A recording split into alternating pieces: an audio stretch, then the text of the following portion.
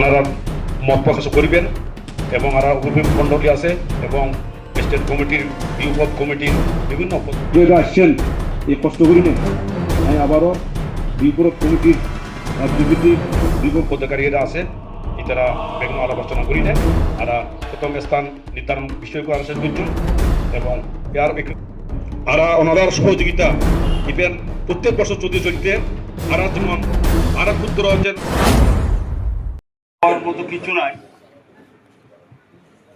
একখান জিনিস আজ আর বয়স 75 হয়ে গিয়ে একটু